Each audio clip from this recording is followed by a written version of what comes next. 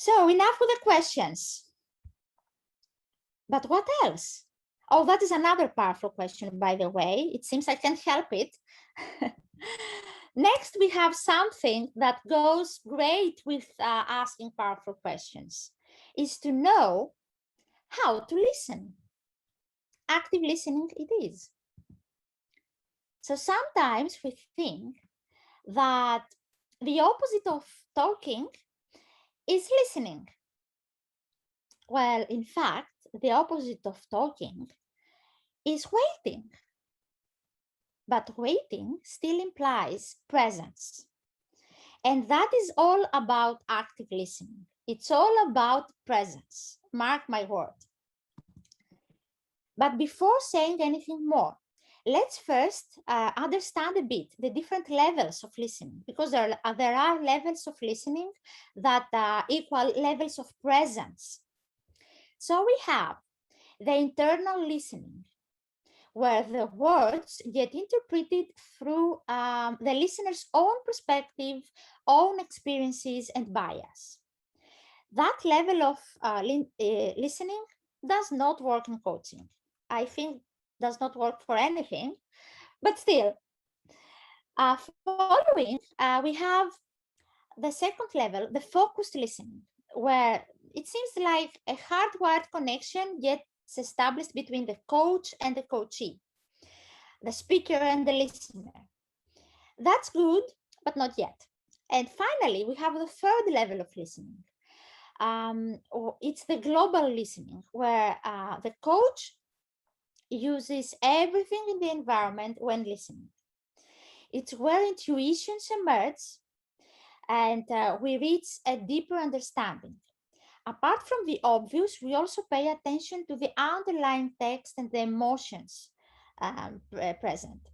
Global listening increases people's ability to be creative and solve their own problems when they feel that they are heard at that level of listening. When they reach that connection, people tend to trust more their intuitions.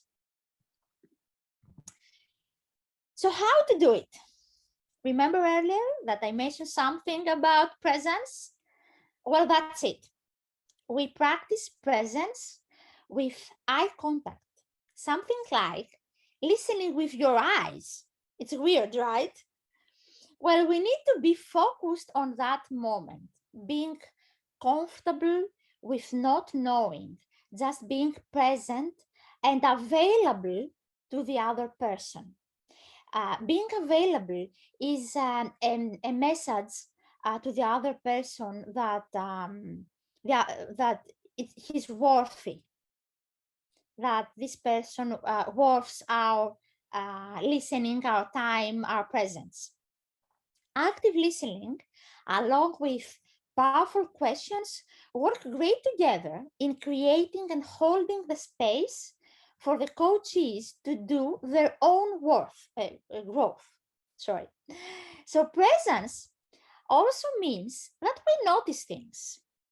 We observe what happens with the body language, with the posture, the tone of voice, the inflection. Even where the coachee is looking, we're saying specific words. Are there any patterns there?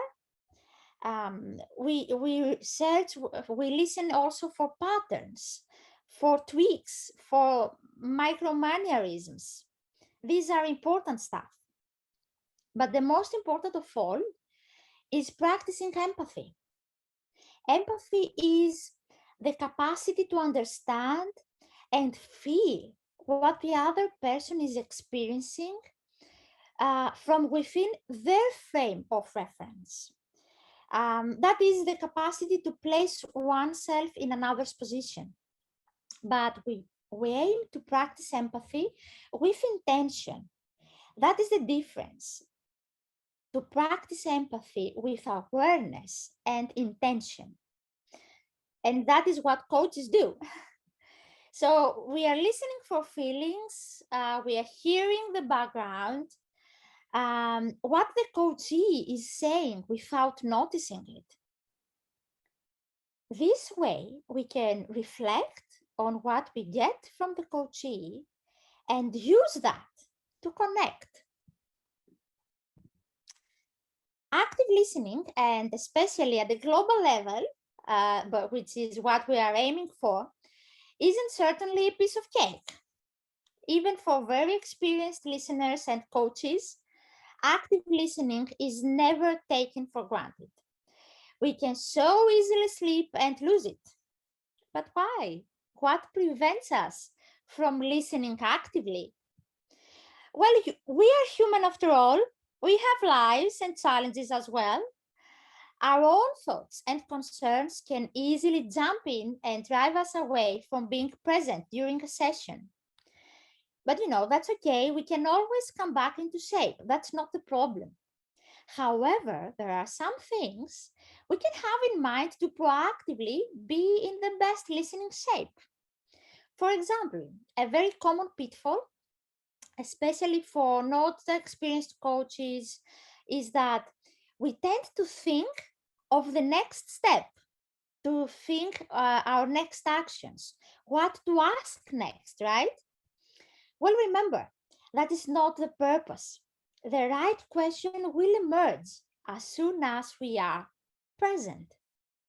At the bottom line, we need to maintain self control and listen so to serve the coach's own learning, not our thoughts, right? But what else? Another thing that can be an impediment, let's say, for active listening is our own code of ethics, our beliefs, our bias, and cultural background. One manifestation of this, one sneaky manifestation of this, sounds like an inner voice of criticism. You know what I'm referring to, right? It is very, very common. But last but not least, we, the coaches, we are very prone to the hero syndrome. Sounds familiar?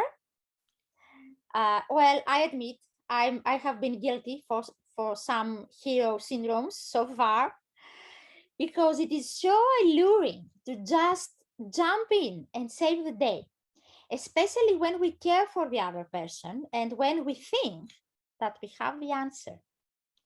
But we need to remember that we might be the experts in learning and listening, but they are the experts in their lives. They need to come up with their own actions and their own adventures.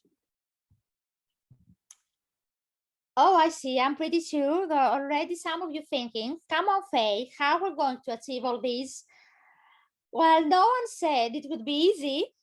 We need to practice self-reflection that results in self-awareness and finally in self-control. Try this. When in urge to speak, ask if this serves you or them. Does this come from a place about them? Do they really need my opinion here? Or me speaking up serves my needs? Then count to 10 and do it anyway.